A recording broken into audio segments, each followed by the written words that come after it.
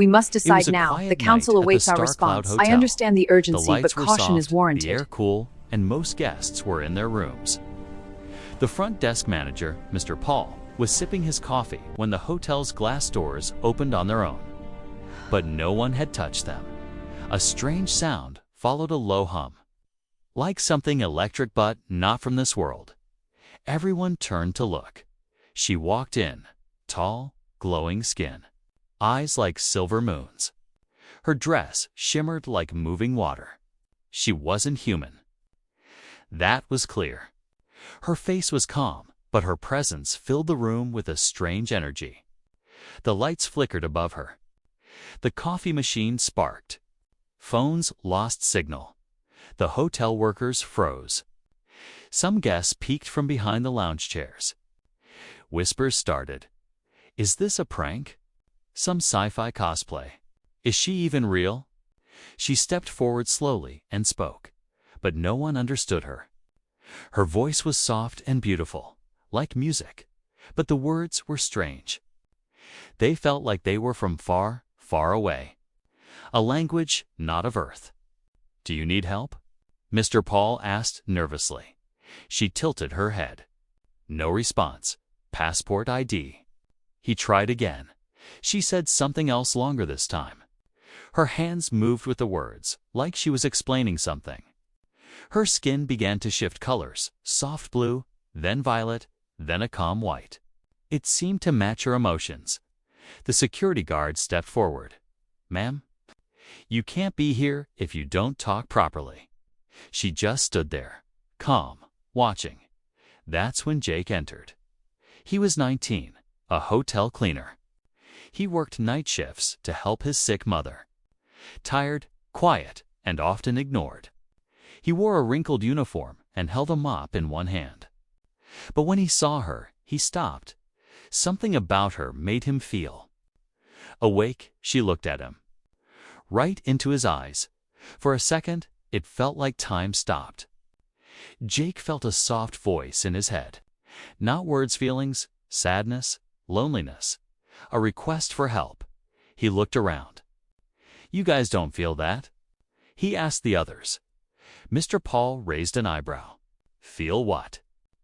Jake stepped forward slowly. The alien woman didn't move, but her eyes followed him. Her expression was unreadable. I think she's trying to talk through feeling, Jake said, like telepathy. The others laughed. What are you, a mind reader now? Said one of the guards. Jake didn't answer. He just walked closer. The alien raised her hand slowly and touched his arm. Flash. A soft white light surrounded both of them. Papers flew off the desk. The lights above turned bright white, then normal again. Everyone stared in shock. Jake heard her voice in his mind. This time, clearer. You understand me? He gasped. Yes, I think I do. She blinked slowly and smiled for the first time. Jake turned to the others. She's not dangerous. She's lost. The manager shook his head. She could be an alien spy. Or a weapon. Jake looked at her again. No, she's scared. She needs help. Suddenly, she spoke out loud again, but this time, she said one word clearly. Jake. Gasps filled the room. Jake stepped back. How? How do you know my name? She looked down. Her skin turned soft gold. She said nothing. At that moment, the fire alarm went off without smoke. Emergency lights flashed. All systems in the hotel glitched at once: elevators, cameras. Even the front door. Then a strange sound echoed from her dress. A device on her wrist had started glowing red dot. Jake looked at it, heart racing. What is that? Someone shouted. The alien woman looked up at Jake with worry in her eyes. They are coming, she said in his mind. Who? He asked. Hunters. Jake woke up gasping for air. His body was cold. His hands were shaking. For a moment, he thought he had dreamed everything. The alien woman. The glowing light. her strange voice in his head. But then he looked at his arm. There was a faint mark on his skin, like a glowing fingerprint. Small, golden, still warm. It wasn't a dream. He sat up in his bed, heart pounding. Outside, the city was quiet. The sun had not yet risen. But inside his small apartment, everything felt different. Something had changed. Suddenly, a soft hum filled the air. Jake turned and saw her. The alien woman Zalari was sitting silently on the floor near his window. She had followed him here after the chaos at the hotel. She didn't speak, but when she looked at him, he felt something again, a voice inside his head. But it wasn't loud. It was more like emotion, fear, confusion, pain. Trust Jake stepped toward her slowly. "Are you okay?" She blinked. Her skin glowed a soft blue calm. She looked at him, then placed her hand gently over her chest. Jake felt a warm feeling rush through him, like he had known her forever. He sat down across from her. "Can you hear me too?" Zalari nodded, but she didn't speak with her mouth. Instead, her thoughts flowed into Jake's mind. Your mind is open. Most humans are closed. You are different. Jake tried to reply without speaking. "Why? Are you here?" Zalari paused. Her eyes filled with sadness. "I was not supposed to land here. I was running, protecting someone. Now, I am alone." Jake frowned. Protecting who? She didn't answer. Instead, her skin turned a dim, purplish sign of pain. Her head lowered. The glowing device on her wrist flickered red again, then went dark. "Is that how you speak to your people?" Jake asked, pointing at it. She nodded slowly. "It is broken. I cannot call home." But someone else heard the signal. Jake's eyes widened. The hunters. Zalari's silence was the answer. He stood up and began pacing. Okay, let's think. You're from another world. You crashed here. Now these hunters are coming to find you. But why? What do they want? Zalari looked up at him. Her voice entered his mind again. They want the child. Jake stopped. Child? Zalari closed her eyes. He is not my son. But I swore to protect him. He holds something powerful. If the hunters get him, everything will burn. Jake sat down again, his mind spinning. And he's here. On Earth? Zalari nodded. He was with me when we escaped. But when I crashed, we were separated. I cannot find him. My memory is damaged. Jake looked at her closely. Your memory. Zalari touched her head. The crash. It broke many things. I only remember pieces. The boy's face. His voice. His power. I do not know where he is. Outside, the city lights flickered. A plane flew overhead, humming gently. But in Jake's room, the world felt small. Quiet. Dangerous. Suddenly, Zalari stood up. Her skin turned bright gold. Someone is near, she said in Jake's mind. They both turned to the window. Across the street, a dark van had stopped. Two figures stepped out tall, dressed in black. Their faces were covered. They moved strangely. Too smooth. Too fast. They don't look human, Jake whispered. Zalari's voice filled his head. They are not. They are already here. Jake panicked. We have to hide. He grabbed her hand and led her to the back door. They slipped out quietly into the alley. Zalari moved with grace, almost floating. Jake's heart raced. Every shadow felt like it was watching. They ran through narrow streets, past sleeping buildings and closed shops, until they reached an old storage room near the hotel. Jake locked the door behind them. Both of them sat on the floor, breathing heavily. Zalari looked at him. Her voice was calm again. You are brave, Jake. He smiled nervously. No, just stupid. She touched his arm gently. The golden mark on his skin glowed again. No, brave. You hear me. When no one else can. That makes you special. Jake looked into her silver eyes. I don't know what's happening, he said. But I won't let them take you. Solari closed her eyes. Then we must find the child. Before they do. It was midnight. The storage room was dark and cold. Jake couldn't sleep. Zellar sat beside him, her eyes closed, her breathing slow. But her body glowed faintly in the dark, like a sleeping star. Jake stared at the old computer screen in front of him. He had secretly recorded her strange voice earlier when she whispered in her sleep. Now, he was trying to understand what it meant. He played the audio again. Her voice sounded like music, but behind the sound, there was something more. Hidden signals, patterns, like a code. And when Jake slowed the audio down, he heard numbers, alien numbers. His hands began to shake. This isn't just a dream. This is a message. Main story. The next morning, the sky was gray. Clouds moved fast. Rain was coming. Jake had only one idea. He went to see someone he didn't trust but needed, Milo. A young hacker who once tried to steal from the hotel's HFY. Milo lived in a tiny room filled with wires, screens, and loud music. His eyes were always red, but his brain worked fast. Jake placed the audio file on Milo's desk. Can you decode this? Milo raised an eyebrow. What is it? Sounds alien. Jake said nothing. Milo shrugged. Give me an hour. While Milo worked, Jake stepped outside. He felt nervous. Zelari was still hiding in the storage room. She was weakened now. The hunters were in the city.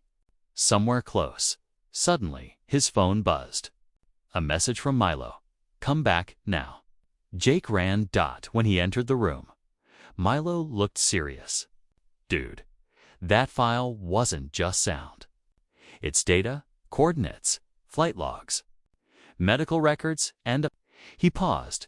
Jake leaned in. And what? Milo pointed at the screen. There's a name here, not hers. A child called Taryn.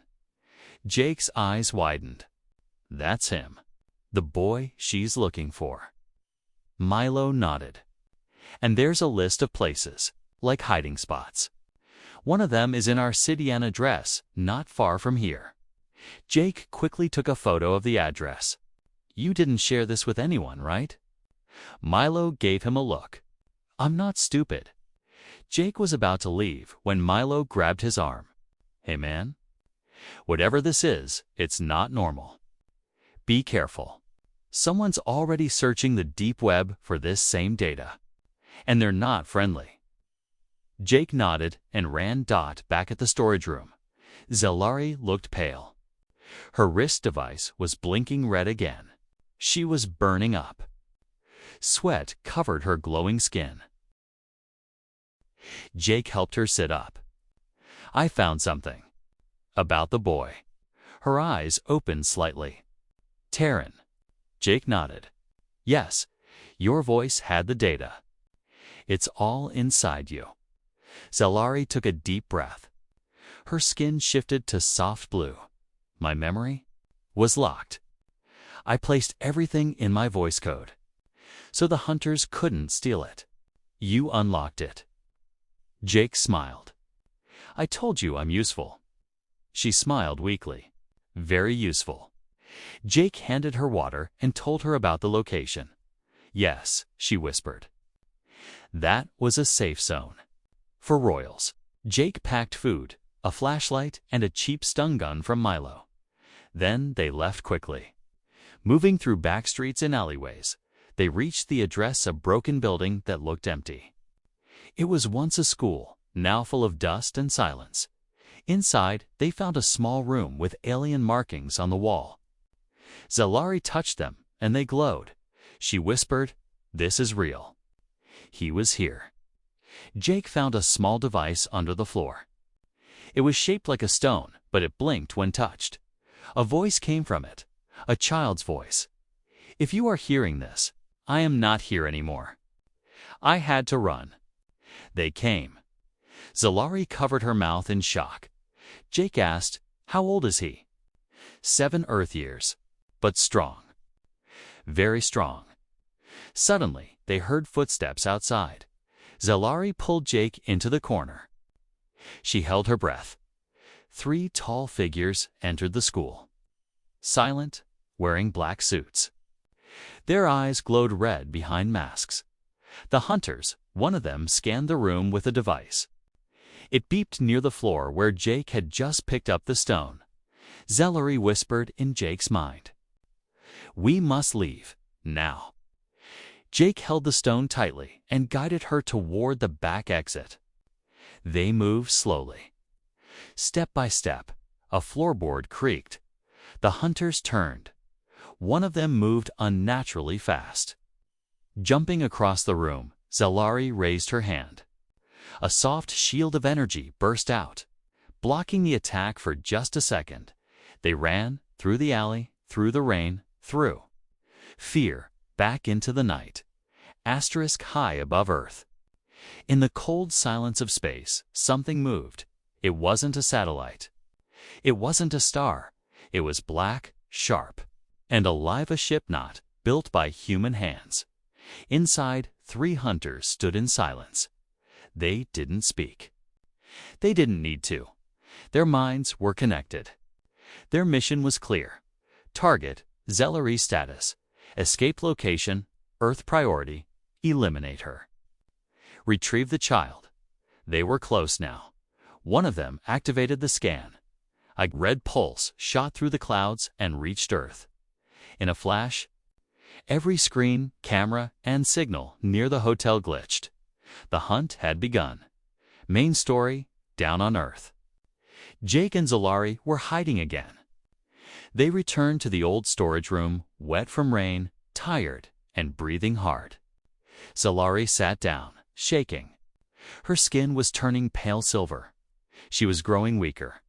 Jake handed her food and wrapped a blanket around her. "You used your power to protect us. Now you're tired." Zalari nodded. "I need rest.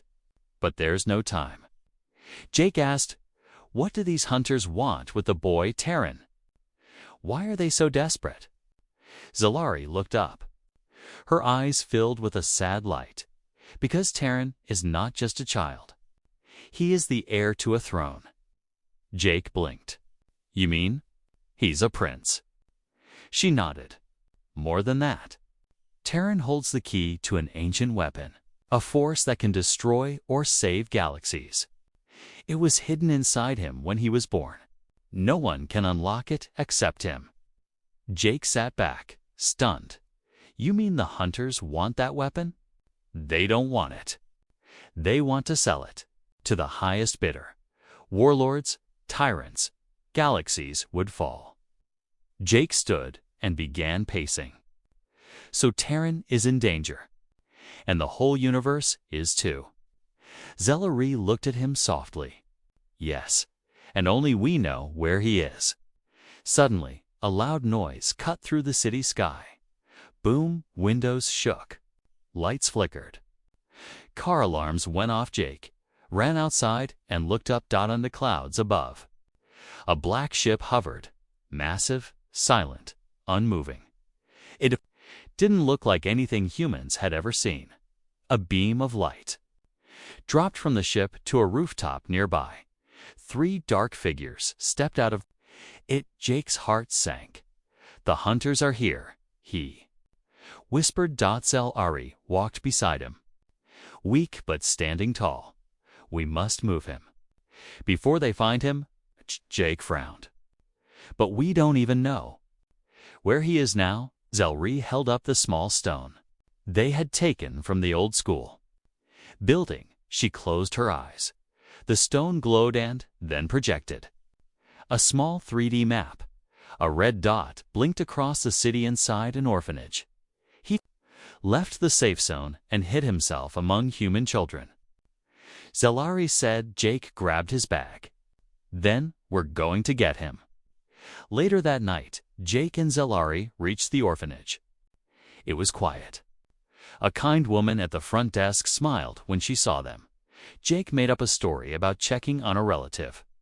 He gave a fake name. The woman checked her list and nodded. Double quotes, "Yes, we do have a boy named Terran here.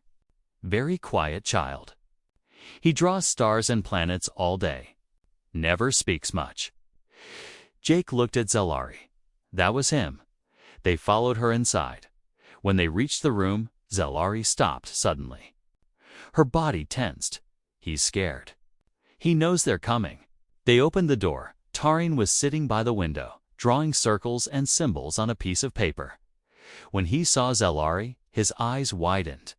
"Zellari," he whispered. She smiled gently. "I found you." But before she could step forward, boom! The window shattered. A hunter dropped in, landing with perfect balance. Terran screamed. Jake stepped in front of him. "Stay back." The hunter raised his arm. A weapon formed from his hand. Zellari threw up a shield, but it cracked. Jake pulled out the stun gun Milo had given him and fired. Zap! The shot hit the hunter's chest. He stumbled back, not hurt but distracted. Zellari grabbed Terran. Jake kicked open the back door. They ran through the hallway. Down the stairs into the cold night, the hunter followed, but then stopped. He spoke in a deep, strange voice through a small device. "We have located the child. Prepare for retrieval." Back in the alley, Jake, Zellari, and Terran hid behind trash bins. Terran was crying. Zellari held him close. "You are safe now," she whispered. Jake looked up at the sky. The black ship was still there, watching, waiting. "This isn't over," he said. Zellari nodded. "No, this is just the beginning." Terran sat on the cold floor. Shaking his small hands clutched the paper he had drawn on circles, stars, strange symbols. His eyes were wide, scared, glowing faintly silver in the dark. Beside him, Jake locked the old basement door with a metal bar. Dust fell from the ceiling. Pipes groaned above them. Zellari stood in the shadows, her skin dim blue. They were hiding in an abandoned subway tunnel. No cameras, no phones, no signals. For now, they were invisible. But not for long, because the boy the galaxy wanted the child who could control a weapon older than Earth was. No longer hidden. He had been found. Main story, Terran had stopped crying. But he didn't speak. Zellari sat beside him and placed her hand on his shoulder. Her skin glowed soft gold. "You did well, Terran. You stayed hidden. You survived." He looked at her with tired eyes. "Why are they chasing me?" Jake sat on the other side, holding a flashlight. "Because you're special." Terran blinked. "I don't feel special." Zellari nodded slowly. "You are more than you know. But they want to use you for power, for war. We will not let them." Terran asked, "But what am I?" Zellari took a deep breath. Her voice entered both minds at once. "You are the last son of the House of Saren. Your father was king. Your mother hid you when the war began. Inside you is a Kia living energy code. It unlocks the Starforge, an ancient machine that can create or destroy entire worlds." Jake's jaw dropped. "Wait, that thing is real?" Zellari nodded. "Yes, buried deep in space. It only obeys royal blood. And only if the mind is strong. That's why they fear him. That's why they hunt him." Terran looked down. "But I'm just a kid." Jake smiled.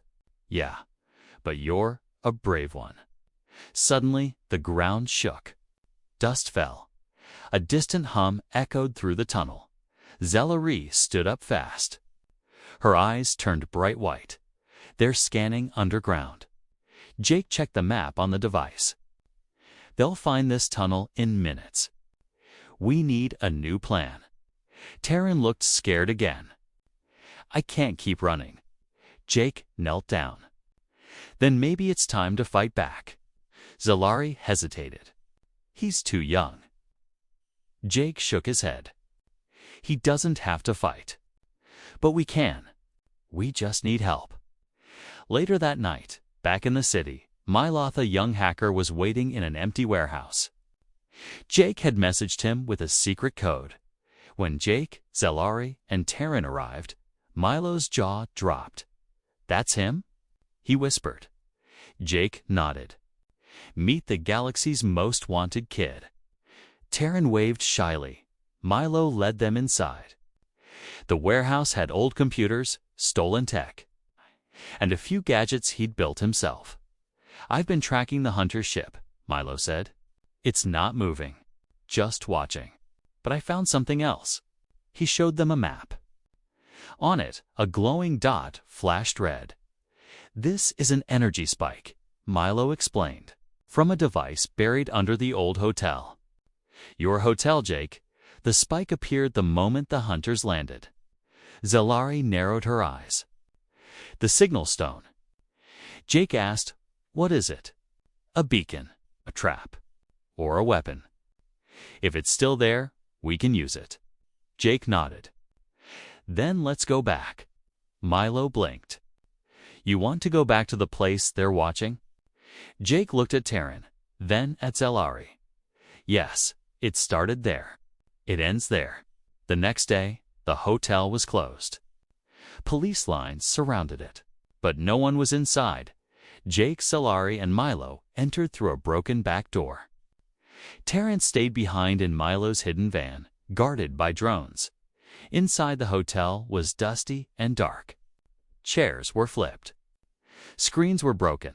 They went straight to the lobby floor. Jake knelt and pulled up the carpet. Under it, faint lines carved in the tiles. Symbols glowing when touched. Zalari placed her hand on the symbol. A pulse of light spread through the floor. A hidden chamber opened beneath the hotel. Inside, a tall crystal device humming gently. Zalari smiled. This is an amplifier. It boosts mental energy. It can shield the mind from tracking. Jake stared. You mean? We can hide Taryn's mind from the hunters. Yes, and if they try to take him, it will explode. Jake grinned. Now that's a plan. But just then crash. The windows shattered. 3 hunters dropped from above, weapons ready. Zalari shouted, Jake, activate the shield. Jake slammed his hand on the device. Light exploded outward. The hunters fired, but the energy blast pushed them back. One of them screamed, melted by the pulse. The other 2 vanished. Jake stood in shock. Zalari smiled faintly. They now know. We're not running anymore. Asterisk across the city. TV screens flickered. News anchors looked confused and frightened. A beam of light exploded in the city center. Unidentified figures spotted near a hotel. A child seen with glowing eyes. The world was watching now. The story was out to Earth, had seen its first alien war. And the center of it all was a young boy named Taryn. Main story. In the quiet warehouse, Taryn sat on the floor, hugging his knees. The lights above flickered as Milo paced nervously. Jake returned from the hotel. Covered in dust and sweat, Zalari followed, limping slightly. We stopped them, Jake said, but only for now. Milo frowned. They'll come again. And harder. Taryn looked up. I don't want anyone else to get hurt. Maybe I should just go with them. No, Jake said quickly. Zalari knelt beside Taryn. Her hand gently touched his shoulder. Taryn, you are not a weapon. You are a person, a child. You get to choose your future. Taryn whispered. What if my future hurts people? Jake stepped in. Then we'll fight to protect the kind of future where it doesn't. But you don't go with them. Not now, not ever. Terran looked into Jake's eyes. Will you protect me? Jake didn't blink. With everything I have. Later that night, a soft rain fell over the city. In a small underground shelter, Milo worked fast. Wires, machines, drones, everything he could use. Jake and Zalari watched him build. What's the plan again? Jake asked. Milo grinned. The amplifier at the hotel is active. It creates a mental field. Strong enough to block tracking. But if we connect it to the beacon core inside, Terranet could send a false signal. False signal. Jake repeated. Zalari nodded slowly. It will make the hunters think Terran is in the hotel. Milo smiled. Exactly. A decoy. Jake looked at Zalari. And we'll be inside, waiting. Zalari's skin glowed soft gold. Yes, they come for the prince. But they will meet soldiers. Meanwhile, in orbit, the hunters stood inside their ship, staring at the glowing red map. Location locked. Signal confirmed. Target found. Hotel sector. The leader stepped forward. No words, only action. The ship turned. Engines. HUMMED. The final strike began. Back on Earth. The hotel was empty, broken, quiet. But deep below, in the hidden chamber, Zalari stood near the amplifier. Her armor now shining. Her wrist device repaired. Jake stood beside her, holding a modified EMP grenade. Milo's work. I still can't believe this is real, Jake said. Zalari looked at him. You don't have to do this. Jake smiled. Yes, I do. Suddenly, a ripple moved through the air. Zalari's skin flashed white. They are here. Outside the hotel. The sky opened. The hunter ship descended. It hovered above the building like a silent god. Then, dash, boom. The roof cracked. The wall burst. 3 hunters dropped into the chamber. Jake threw the grenade. Flash. 1 hunter froze. Systems jammed. Zalari dashed forward, striking fast. Her hand glowed bright, slamming into another. Jake grabbed the last one, struggling until Terrian's voice echoed from the speakers. Stop hurting, my friends. The energy in the room surged. Terran was speaking through the beacon. Now the hunters paused. Terran's single quotes' voice was louder. You want me? Come find me in the stars. But leave Earth alone. The walls began to shake. The amplifier pulsed wildly. Zalari grabbed Jake. It's over. The signal is burning their minds.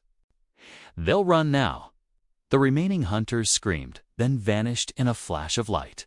The next. Morning news across the world showed the hotel burning from within, but no deaths. No clear answers. Governments denied aliens, but the people had seen. They believed. And far away. In a quiet village by the sea, a small house sat empty with 3 guests inside. Jake, Zalari. Terran, safe. For now, Zalari stood by the window, watching the ocean. Tarine played with seashells. Smiling for the first time, Jake walked up beside her. So, what now? Zalari looked at him. Now, he chooses. Jake looked at Terran. Terran walked over slowly. I don't want to hide forever, he said. I want to be strong. Zalari nodded. Then you must go home. Learn who you are. Lead your people. Bring peace. Terran turned to Jake. Will you come with me? Jake froze. Me. Zalari smiled. He trusts you, as I do. You are more than just human now. Jake looked at the stars above. He took a deep breath. Okay, let's go. Asterisk. In the quiet of early dawn. 3 figures stood on a beach. The waves touched their feet. The sky above was filled with stars, but one of them was moving. Not a star. A ship at their ship. Zalari looked up. It's time. Terran held Jake's hand tightly. I'm scared. Jake smiled. That's okay. So am I. The ship grew larger, breaking through the clouds like a silent god returning for its chosen ones. Today wasn't just the end of a journey. It was the start of something bigger. Maine. Story. The ramp of the alien ship lowered slowly, touching the sand. A soft hum filled the air. The ship was beautiful silver and white, shaped like a falling leaf. Zelari stepped forward first. Her armor glowed in the morning light. Jake followed with Terran close behind. Inside the ship, the air was different, warm, alive. The walls pulsed with soft blue light. This is a royal ship, Zelari said. Only few are allowed inside. Jake looked around. Feels like we're walking inside a living thing. Terran touched the wall gently. It responded with a soft glow. Zelari nodded. It recognizes his blood. In orbit. The ship left Earth's atmosphere, moving smoothly into space. Earth grew smaller in the distance, just a blue marble surrounded by silence. Terran sat near the window. Watching the stars, Jake sat beside him, still scared. He asked. Terran shook his head. No, just wondering what comes next. Jake laughed softly. Join the club. Zelari entered the room. Her face calm, but her eyes serious. We're heading toward the last relay station. From there, we'll send the final signal. Jake asked, what's the final signal? Zelari looked at Terran. A message to the galaxy, that the prince is alive, that the hunters failed, that a new future is coming. Jake frowned. Won't that attract more enemies? Zelari nodded. Yes, but also allies. This is not about hiding anymore. It's about standing tall. Hours later, the ship arrived near a floating space station, broken, silent, once. A communication hub of the royal family. Zelari led the way through its dusty halls. Lights flickered as they walked. Terran's presence alone powered the station. They reached the core room. A tall crystal pillar stood in the center. It was cracked but still glowing. Zelari turned to Terran. Place your hand here. Speak your truth. The galaxy will listen. Terran looked nervous. Jake stepped forward. You've already been brave. Terran, you just have to finish the story. Terran nodded slowly and stepped toward the crystal. He placed his small hand on it. The light turned golden. He closed his eyes and spoke. My name is Terran of House Saren. I am alive. I am safe. The hunters failed. I do not want war. I want peace. If you hear this, please help us protect the stars. The crystal pulsed once. Then again, the signal was sent. The final signal far across the galaxy. Beacons lit up. Space stations flickered to life. Silent ships received the message, and in many distant corners of space, people heard a child's voice, a voice full of hope, back on the ship. Jake sat in the control room, watching the message echo into space. Zelari stood behind him. You've changed, Jake. He smiled. I used to mop hotel floors. Now I'm flying in starships with aliens. She looked at him with warmth in her eyes. You chose to help when no one else could. That is rare. He turned to her. What about you? What will you do now? Zelari looked at Terran. He was laughing, spinning in zero gravity. Raise him, teach him. Protect him until he's ready to lead. Jake asked, and me? Zelari smiled. Stay, if you wish. This ship has room for heroes. Jake laughed. Then I'm not going anywhere. Final scene, back on Earth. People stared at the sky. News channels called it a hoax. Governments gave no answers, but kids told stories of a glowing woman, a silent boy, and a hotel where stars once touched the ground. Some believed, some forgot. But above Earth, the stars had changed because one alien woman trusted a poor human, because one child refused to be a weapon, because one hotel cleaner chose to fight. And because of that choice, the galaxy would never be the same again.